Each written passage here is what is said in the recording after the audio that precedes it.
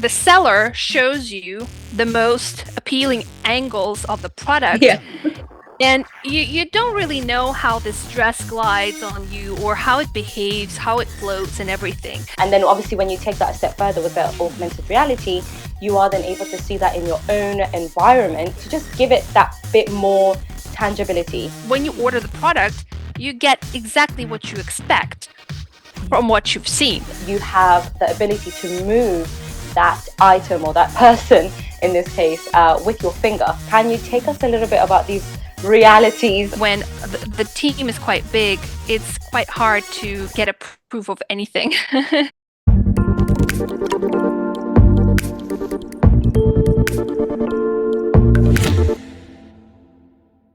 Hello, Elina. It's great to finally see you again.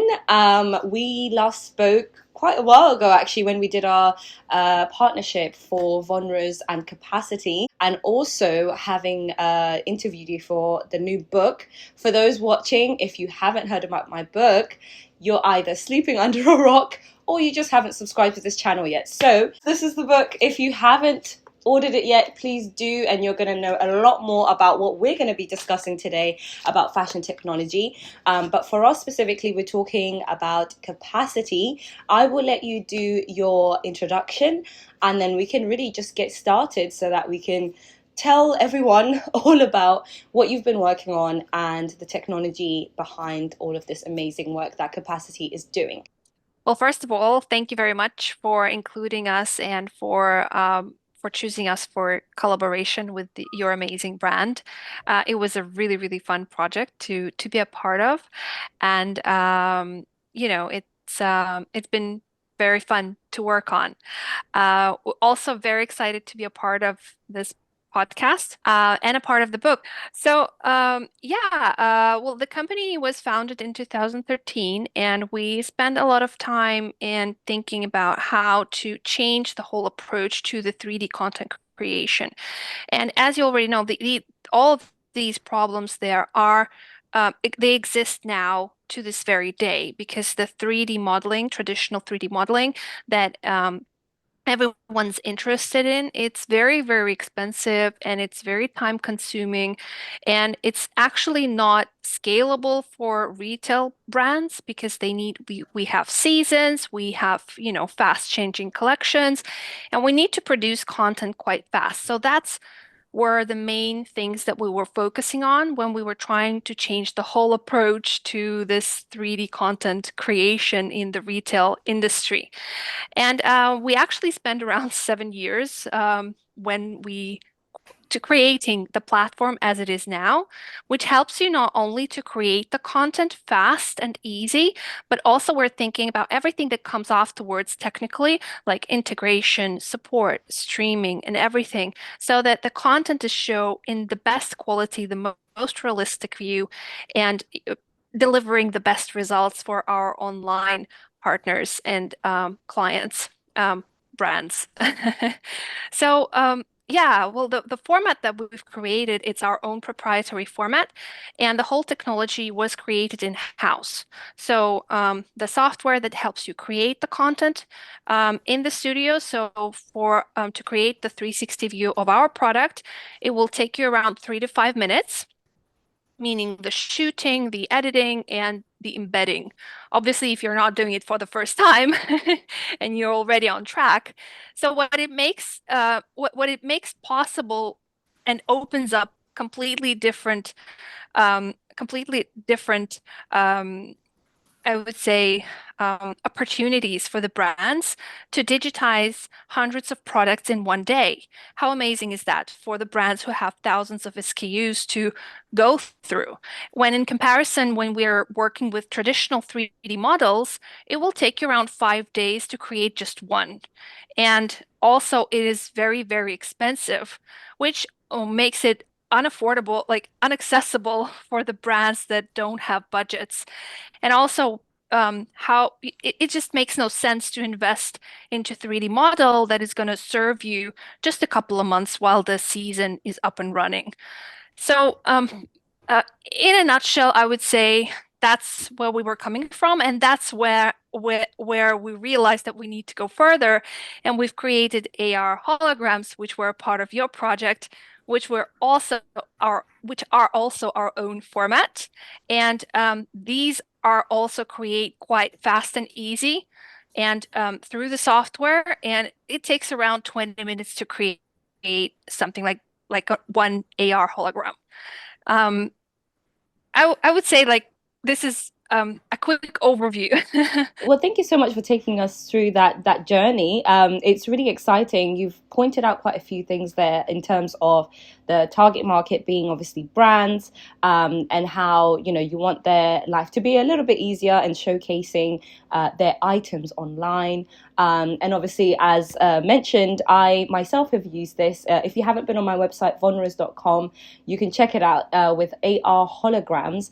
Specifically is what I use, but also the rotables. For those who haven't seen it or don't know it at the moment, all the listeners who may not be able to view all the lovely photos and videos that we're seeing via the YouTube version, is that actually the 360 is on the website. You can be on your phone or on a laptop, and it has this interactive way of viewing that item through accessories or clothing or even on a model. You have the ability to move that item or that person in this case with your finger. Yeah, and that just is really a different way of interacting with the item before you buy it. You can zoom in as well. You can, and then obviously when you take that a step further with the augmented reality, you are then able to see that in your own environment, which normally you wouldn't. You can now see it suddenly in your living room, in a way to just give it that bit more tangibility that you can't get when it's just 2D online. From the 3D view, you create the AR hologram. It's like the next step. So you still Exactly. need to create the 3D view based on our technology and using our software. In the studio, if we're talking about professional content, obviously, we do have an application, a mobile application, but it does not work, it does not create AR at the moment. This is something that we're working in the future, but it can digitize the products live, but it provides a lesser, I would say, a less quality in comparison to the studio. It works the same as with images because obviously we're limited here with the capabilities of the phone, with the camera that we're using. So understandably, the idea of the application was to make it accessible, the 360, make it accessible and more appealing for very, very small brands who also wanted to use immersive content. So for SMBs. Yeah. Yeah, exactly. Thank you again for describing that, because actually that is really what I am going deeper into in the book, of exactly what are the differences between the AR holograms and then the 3D or 360 view captures. So actually, in this case, you do need to buy the book to actually see really the step by step, because I was lucky enough to have that really behind the scene experience, seeing how you do create those AR holograms. There's a bit of work actually involved with that, and like you said, with the studio is actually more important in terms of getting that crisp quality. So yeah, definitely check that out. But as you mentioned, you made it accessible for smaller brands to also use, but also to the larger brands who might be, interested in showcasing their items in a different way on a website. We're all used to seeing just pictures or videos on their websites, but actually in this case, we have a bit more interactivity with what you're having with the AR. So with that obviously comes with some challenges of actually convincing people to use these technologies. I've experienced that myself working in the incubator and accelerator programs that I've been hosting, and I'm sure you have gone through that, which we did speak about a little bit when interviewing you for the book. Can you take us a little bit about these realities, annoying realities of brands kind of having this pushback of these technologies? It's not about, whether you need the immersive technologies or not. So obviously you need them, and you have so many things going on the market, and there are a lot of confusing things. Like, as I said, there are companies that work with 3D models, and we offer a completely different approach. So sometimes it's just it takes time for people to do some testing and other things. So as I said, a lot of departments they start, digging into the technology and aspects of it. And in bigger companies, sometimes the technology might get lost, even though they really want to adopt it. So the departments just, they in as you know, in larger enterprise companies, it takes longer time to adopt anything. And when they agree on something, then we have to go through the technical aspects, which is actually the easiest part, I would say, the integration, because we have a very clear integration process. Like you just follow these steps, and it should work fine. And we've seen so many brands do amazing creative work based on our technology. So I would say that I think everyone would agree with me when you deal with enterprise companies, when the team is quite big, it's quite hard to get a proof of anything in general, I would say. And also, as I mentioned earlier, there are a lot of things going on that has to be, fixed online, and the backlog of the companies, it is so full for many years ahead. And all of these tasks, they are very, very important. And that's why, sometimes the teams are very overwhelmed with everything they need to do, like yesterday. So that's why it takes time to get into the backlog of all the things they have to do during the year. Yeah, yeah. And yeah, that completely makes sense. Really, the decision makers are, like you said, are bombarded with all these other decisions they need to make that, in a way, I guess, are a priority for, if it's a brand, if it's marketing, they definitely need to prioritize, I don't know, the next fashion week, or if it's the next campaign for the next season. So I do understand that can be a challenge. But obviously, there are benefits to using these technologies that sometimes they don't necessarily see until they actually try it, or until they see another brand using it. And in this case, what would you say these benefits are, or the purposes of using these technologies are? And when I say these, I mean specifically, for example, what I've used with the AR holograms.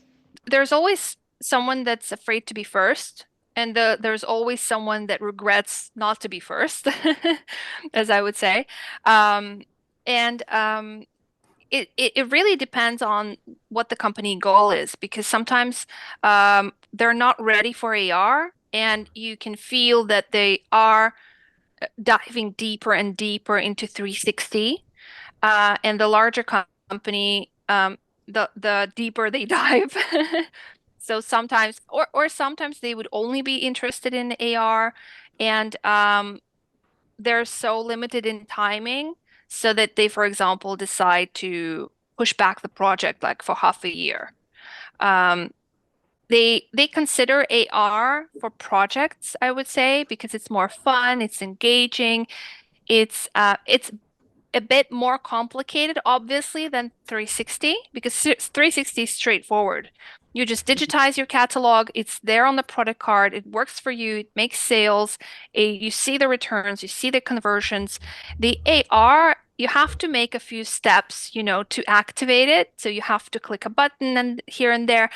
And we all know an extra button is a lot of effort coming from a basic user. So I would say I would say those are two different formats used for different goals, projects, and that depends on the brand, actually. And I love that you mentioned as well about, that extra click can really kind of put some clients off, or some customers off specifically. We are living in a world where everything is automated or on demand, etc. So we've kind of accustomed to this culture of things should be easy and fast and immediate. So the minute you do add that extra click, like you mentioned, you might lose a few people. So you mentioned obviously about the fact that adding that extra click can really put customers off.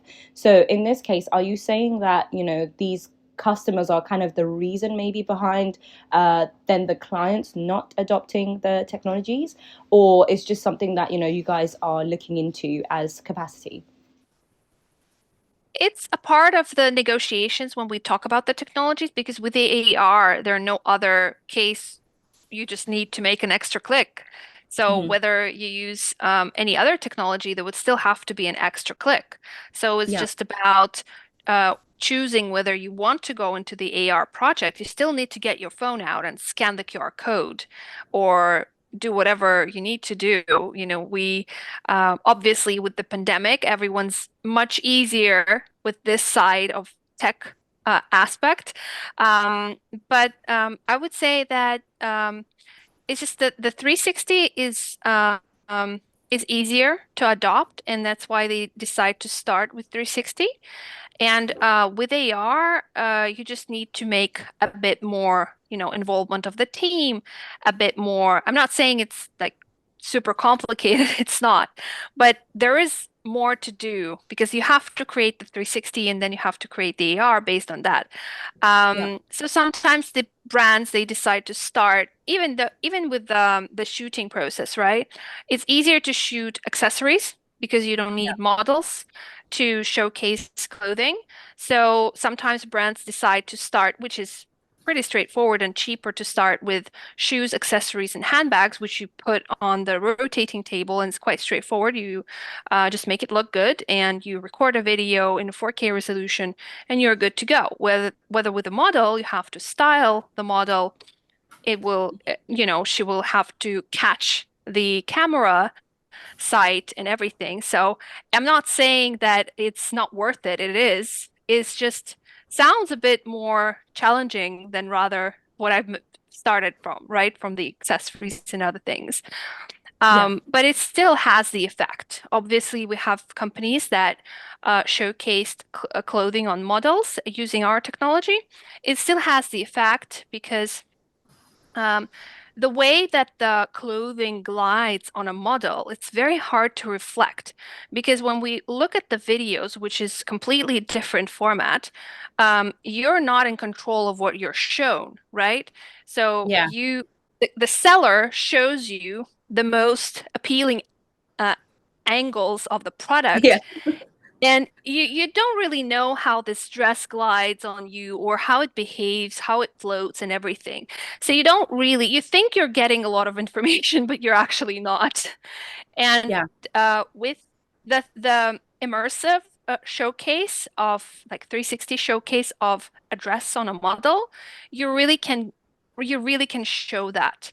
So I Yeah. would say that's the value. And when people really see it, they really want to do more and more. Exactly. And I did experience that actually with my brand specifically, because I think what was most important for me to showcase and why the AR holograms or just the 360 view was really important was actually the fact that, you have this fully detachable blazer, and you want to see, exactly how the zip will unzip or close.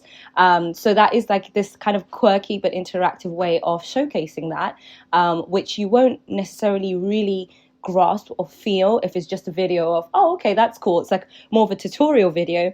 So I think that's really great. Yeah. And one of the things that we did say about this in the book and what we discussed before is that it's really about increasing that dwell time for individuals when they're shopping. Because obviously, sometimes we make a decision about shopping in just a few seconds, but this time that we're taking through this interactivity allows us to really make a better judgment, I would say, in terms of that shopping as well. Would you have anything to add to that? Yeah, it's very important. The points that you mentioned are extremely important for today's online shopping experience because when you trust the visuals, it's like the most complicated part because we live in the world of so much content, video, photos, Instagram, and what we learned from Instagram is that a lot of things that are not what they seem, they are. And we stopped trusting the images, we stop trusting the videos. And when we can interact with the product and look at the angles that are interested to me personally, and we could be different, right? You could be interested in the zipper, and I could be interested in the stitching of, my the this part of the dress or a shirt because I have an issue there or for whatever reason. And this The three immersive 360 content, it just gives you that opportunity as if you're in the store, and sometimes even better because sometimes the photographers do such an amazing job, and they do really, really high quality shootings, and the zoom is just enormous, and you can really see like all the details and the textures and the fabrics and everything. And sometimes I think even better than in the store. And Yeah. the best part about this is that you get in when you order the product, you get exactly what you expect from what you've seen. And that's, I would call like a perfect customer experience because the customer is happy and there would not be a return, there would not be a disappointment. The person is going to come back and, going to trust the format later on as you go. So that's what Exactly. we've learned and experienced with based on the work that we do with our brands. Exactly. And I couldn't imagine how more important this would be, especially if you were doing online shopping during the pandemic, for example, when you can't physically go to the store and actually touch the products or see the items. This is as close as you can get, really, in your own home. And when you're not satisfied with the product that you sent, you think it's one thing and you get completely the other. You also Yeah. feel like you wasted your time and you feel Mhm. like the brand wasted your time and you're quite disappointed, right? And this disappointment might continue for a while and you might not come back. So we what we see among the brands, they lean towards the true to life experience now rather than Mhm. to retouched, like a perfect image of the product that obviously is not a realistic one. And speaking of that, I know one of the brands that you have worked with, Marine Serre, they did actually just that. They were able to showcase their garments with the 360 view, and they had this beautiful invisible mannequin that you mentioned they used, previously. But I know you guys have worked with multiple brands, and you mentioned before some of those statistics, without naming any brand in particular, if you can't. But can you tell us some of those impacts of this technology with them? Yes. So based on the brands that we work with, we observed, based on the work that we've done, we've observed an increase in engagement time. So people spend more time on the product page, and it's usually minimum 15 up to 35 seconds in addition to what they normally would spend on a page. So we kind of bring that time, we extend the time that people spend on the page quite naturally because people are swiping left and right, they're zooming in, they're amazed by the quality, and just naturally they stay longer on a page, which is amazing for so many statistics and SEO and position and many, many other things. And So making sure they sometimes grab it. exactly. So sometimes for some brands, that's the only goal they're after, just to make Yeah. people stay longer on a page, and Mhm. that's fine. But also, what we've observed is that the conversion grew a minimum 8% up to 35%, depending on the product, depending on the website traffic they have. So it varies, but it definitely had we influenced in the improvement on that side. And also, as I said, the reduction of the returns, it was the reduction of the returns was one of the points that was highlighted by one of our customers. I can't name which one, but it was one of the points. This shows really the full impact of what this technology can do, because obviously some of the listeners may not even know what we're on about and and why this is so important. But really, again, technology being embedded into fashion, the idea is just that it can help in multiple ways. Some more for the marketing purposes, or others to actually, help with the sales purposes. So as you mentioned there, each brand is a little bit different with why they might use it. But really, what's key here is about the dwell time, getting people to really make a more informed decision when purchasing online specifically, which a lot of us do actually, where a lot of us shop online. So I think every website really should have something like this. And actually, just to end off there, I know that Capacity has also started some artificial intelligence, something that a lot of people are a little bit scared of at the moment, that is going to take over the world. I don't believe so personally, but in your opinion, what would you say, AI versus AR? What's your opinion there in terms of the potential of the future? Maybe what you guys are doing with Capacity, anything from there? Well, first of all, I would not compare AI and AR because these are two different aspects that have two different purposes in general. So AI is something that helps you create the content, edit the content, and maybe analyze it. Whether AR is targeted on increasing the engagement and is targeted for visualization and other things. So I would Yeah, not compare those yeah, two, but definitely if we look at them separately, these are very two important parts of the future, and they definitely are going to be developed and improved within their, I would say, within their tasks and purposes, what they're meant to do. So mhm, obviously, we work and develop the AI part, which is more technical part that you might not touch on if you're just viewing the content. But if you're creating content, you're going to work with some AI tools that's going to help you, make like your life easier yeah, at some point. And AR is completely, something that, as I said, it's the visualization, it's the engagement, it's making the shopping experience different and more exciting. I would I would think that AR would be more suitable to compare to VR than in comparison to AI. As to that, I mean, if you let me just point out a few different things on what we believe, we yeah, think that sure. AR, yeah, we think that AR is more um, easy to do in comparison to the VR because VR requires extra equipment, helmets, goggles, and it's quite very expensive and it's Yeah. inconvenient. And And you have to buy one to actually have it in your home, then experience it.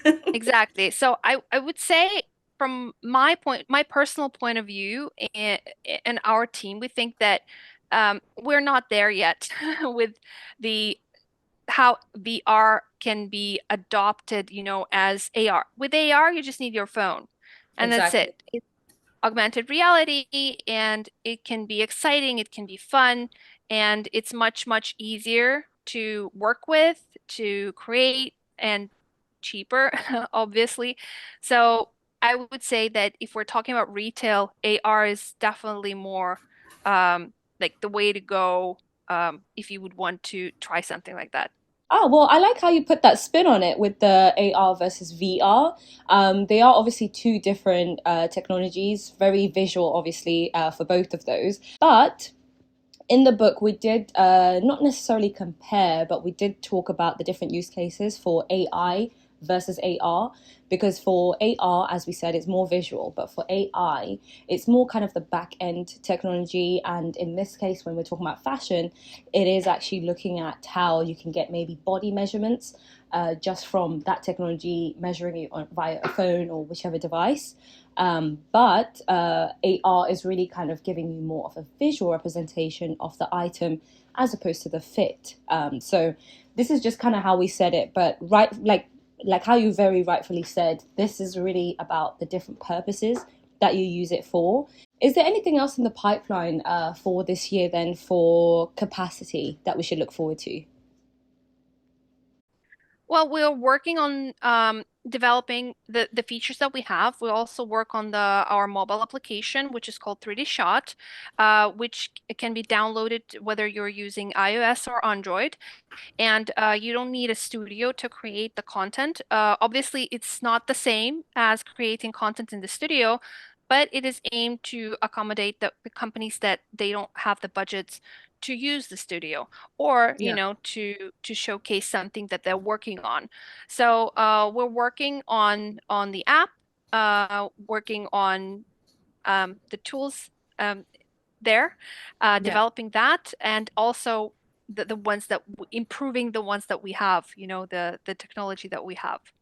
Well, looking forward to seeing how this all unravels for the rest of the year. Thank you so much for chatting with me today. I'm always excited to see what you guys are up to.